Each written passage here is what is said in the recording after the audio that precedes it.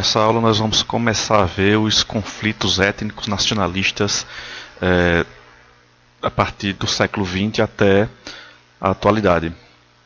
Então aqui nós observamos algumas imagens que traduzem como ocorrem esses conflitos, tanto no Oriente quanto no Ocidente ou na África. Nos últimos 5.500 anos, em apenas 292 anos desses 5.500 não houveram conflitos ou guerras. Então a gente observa que a humanidade parece que é movida pela guerra. Então sempre há um motivo ou uma motivação para haver esses conflitos e guerras uns com os outros. Apenas no século XX ocorreram mais de 300 conflitos armados, e a maioria foram motivados por questões étnicas nacionalistas, questões étnicas de diferenças culturais e origens das pessoas, ou nacionalistas em prol de alguma independência ou de autonomia de alguma região. Então somente no século XX 300 conflitos ocorreram. Cada vez mais vem ocorrendo mais conflitos pela independência ou alguns conflitos genocidas, como ocorreu na Iugoslávia, por exemplo.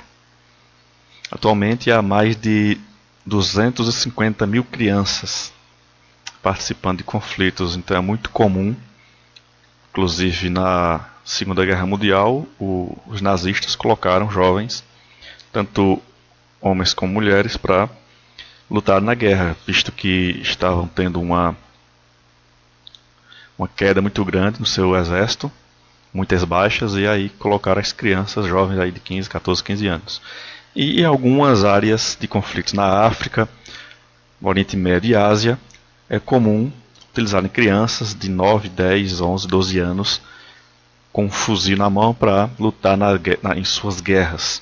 Então as crianças são alienadas desde cedo com aquela ideologia para lutar em prol a uma ideologia ou para defender a sua nação, o seu nacionalismo. E isso, claro, é implantado ali pelo comando daquele movimento. E no mundo existem mais de 21 milhões de refugiados. Esses refugiados são pessoas que fogem das guerras ou por serem perseguidos pelos governantes que assumiram o poder, estão tentando fazer uma limpeza étnica, e aí as pessoas fogem em busca de refúgio, seja o principal destino é a Europa. Fogem de conflitos no Oriente Médio, de conflitos na África e também na própria Europa, fugindo para outros países vizinhos, tentando escapar daquele conflito.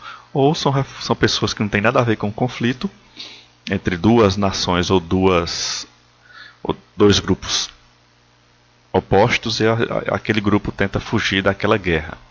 Então no mundo todo existe mais de 20 milhões de refugiados. Inclusive aqui na América do Sul também tem refugiados no Brasil que vieram da Venezuela por conta da situação econômica e política que lá se implantou. Então a gente observa aqui algumas crianças com armas na mão, tanto na Ásia como no Oriente Médio e na África, que foram recrutados para lutar em prol da sua ideologia. Então todos eles foram implantados aquela ideologia em suas mentes. E quais são as motivações que levam a esses conflitos étnico-nacionalistas? Um deles é a luta por afirmações de identidade nacional. Então muitas vezes a cultura de um povo, a cultura de uma nação é reprimida por outra, e fica proibido de cultuar a sua religião, proibido de falar a sua língua, e por ter aquela etnia, às vezes é proibido de andar em alguns pontos do país ou da cidade. Isso ocorreu muito na África do Sul, na época do Apartheid, quando os negros não podiam entrar em lugares de brancos. Então, referente à língua, referente à religião, muito comum essas lutas por afirmação de religião. Religião, tanto muçulmana quanto católica, israelense e várias. Choque de interesses políticos estratégicos. Então, tem um conflito muito interessante na Ásia em relação à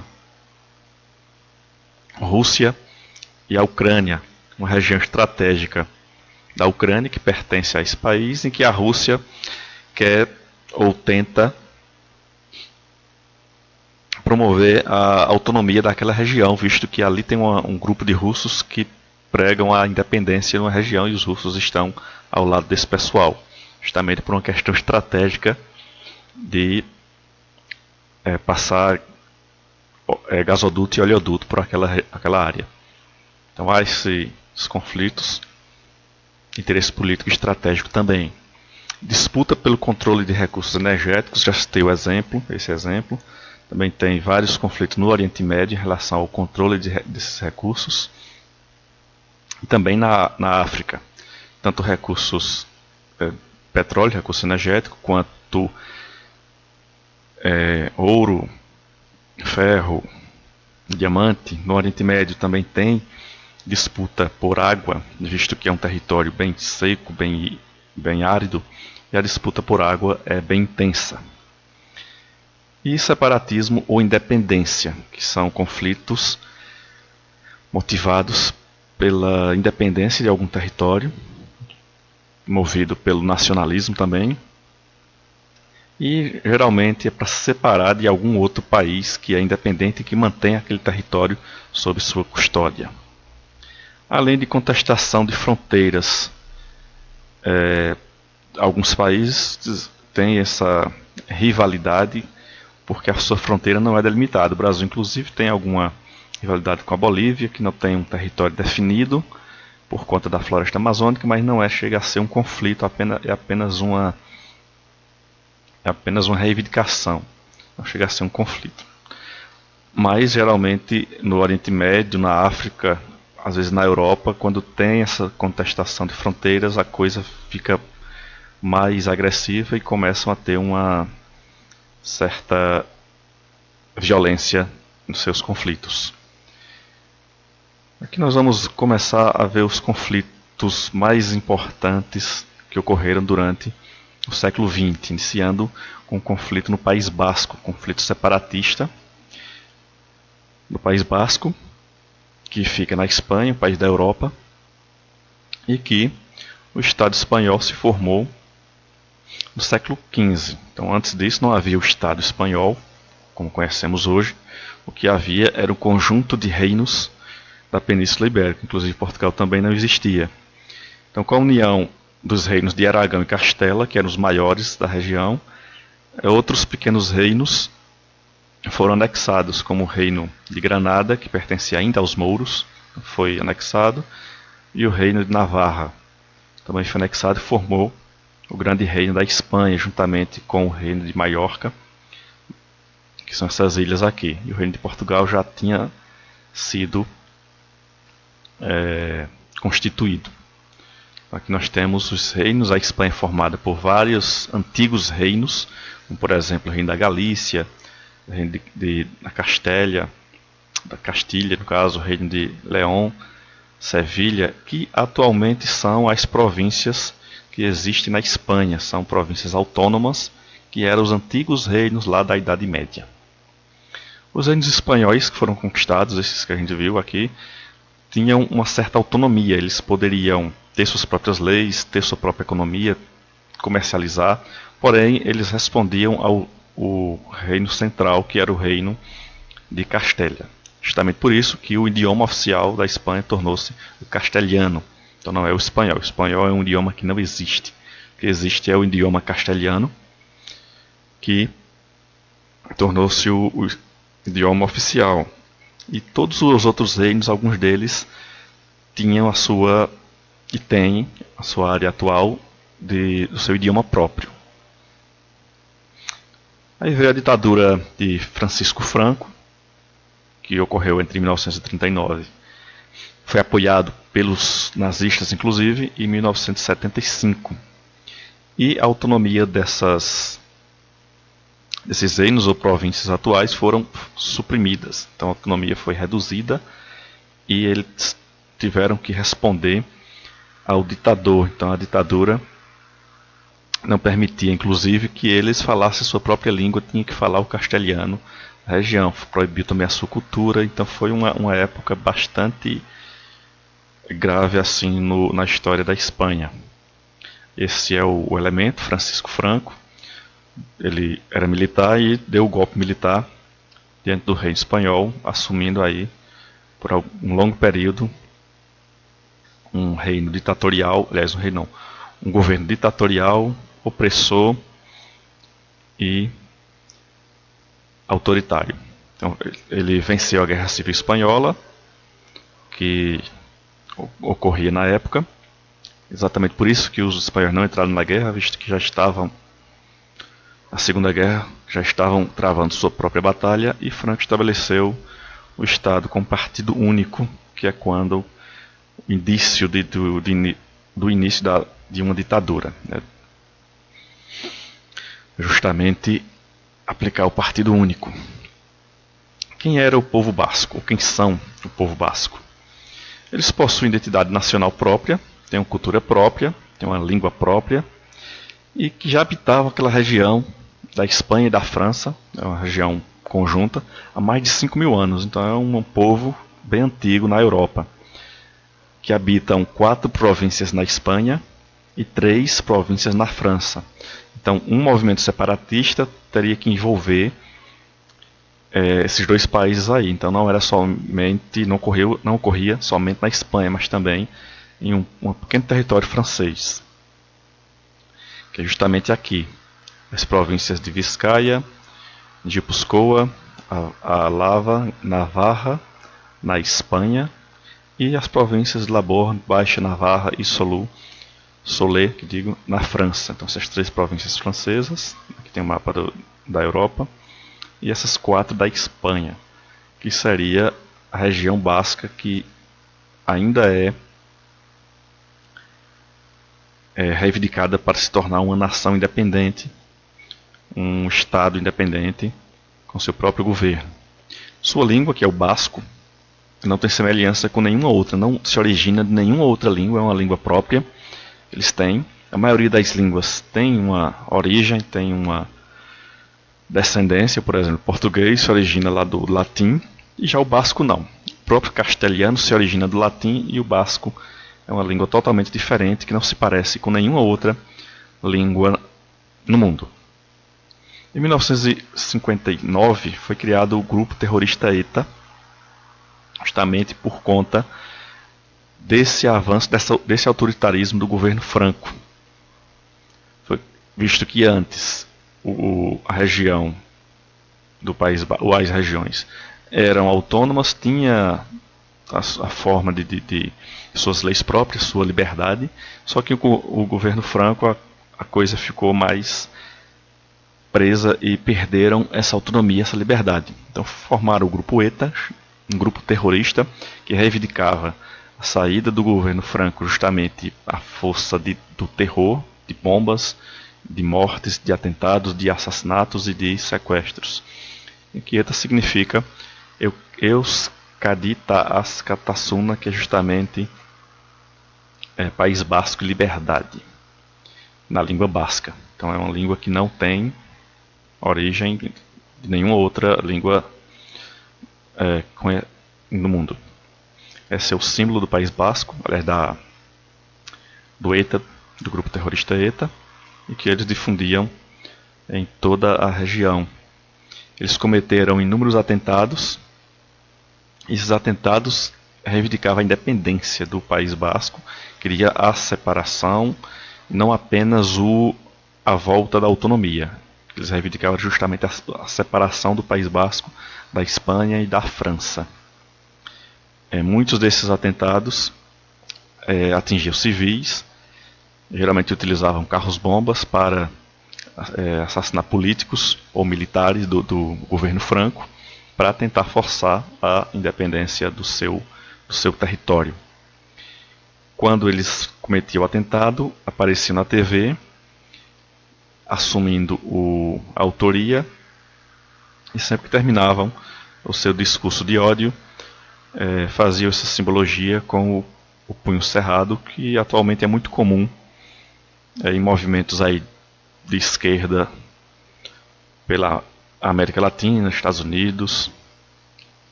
atualmente. Com a morte de Franco e a sua redemocratização, a Espanha passou a dar de volta a autonomia às suas regiões. Então o País Basco voltou a ter a sua própria autonomia, voltou a ter sua governança secundária e a sua liberdade cultural também. A maioria dos integrantes do ETA deixou as armas justamente por conta do fim da ditadura Franco e passaram a buscar meios legais juntamente com a política espanhola, elegendo aí cargos políticos e passando a reivindicar maior autonomia para a região. Que justamente os movimentos ainda permanecem, movimento separatista, mas agora por outras vias, pela via política e não mais pela via das armas nem de bombas.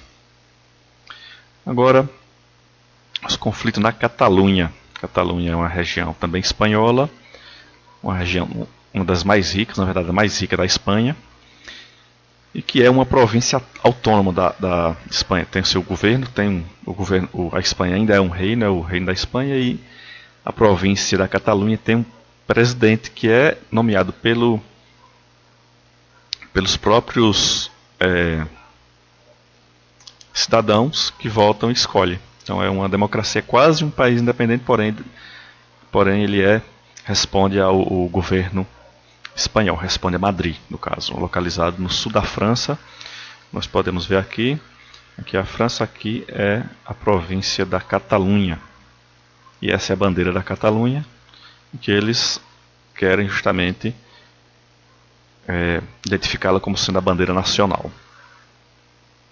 O movimento separatista surgiu desde o século XIX, então não é apenas, aliás, não é recente. Há exemplo lá do País Basco, desde o século XIX eles pedem independência, justamente por ser uma região bastante povoada, bastante rica, eles querem a independência para se tornar um país independente. Como exemplo do País Basco, os catalães também sofreram repressão cultural. Eles eram impedidos de falar a sua própria língua, a língua basca, e de praticarem as suas manifestações culturais. Isso na ditadura Franco. Mas com o fim da ditadura, também, a exemplo do País Basco, recuperou a sua autonomia. Na verdade, todas as províncias recuperaram a autonomia. A Espanha é um conjunto de províncias autônomas que respondem a Madrid, que é onde fica a sede do governo espanhol. Uma região bastante rica, a mais rica da Espanha, é tão rica que a economia é semelhante à de Portugal. Então a economia de um país, o que reflete que os catalães promoverem a independência seria um país bastante rico, proporcionalmente ao seu espaço territorial. Tem uma economia parecida com a economia de Portugal. Para você ter uma ideia, então não há conflitos armados na região. A Catalunha tem, apesar de ter essa reivindicação, ter essa vontade de ser um país independente, mas é na base da política, na base de protestos, manifestações, mas nunca houve conflitos armados pró-independência da Catalunha. A partir de 2012, o separatismo nessa região se intensificou. Então esse separatismo se intensificou, mas é apenas separatismo ideológico de manifestações e política, não armado. As manifestações continuaram e o sentimento de independência começou a propagar-se. As manifestações aumentaram e começou a acendeu o sentimento de independência e o sentimento nacionalista nas pessoas e nos cidadãos catalães. Cidadãos catalães. Em 2015, os catalães elegeram um governo pró-independência. Como falei, o presidente da Catalunha ele é eleito pelos cidadãos e ele é o presidente. Ele governa como se fosse um país ali, só que é um país dependente e que tem que responder ao governo espanhol, à coroa espanhola. Então, quando eles elegeram esse governo pró-independência, já se assumiu que eles tinham a vontade de tanto aceitar como de promover a independência da Catalunha. Esse foi o presidente, Charles Puigdemont, e ele, também com seus aliados, promoveram um referendo. Esse referendo é uma consulta popular. Em 2007 ocorreu isso, quando ele convocou a população da Catalunha para decidirem se queriam ou se não queriam a Catalunha independente, e 90% da população disseram sim à independência. Só que esse tipo de política é proibido na Espanha e automaticamente foi bem reprimido pelo governo espanhol. O referendo foi considerado ilegal, visto que é proibido fazer referência pró-independência na Espanha. O separatismo é ilegal, é proibido, e os separatistas foram presos. Inclusive, com esse referendo pró-independência, o presidente chegou a declarar a independência da Catalunha. Foi quando o exército espanhol chegou a Barcelona e para prender os envolvidos e colocar um novo presidente interino para governar a Catalunha.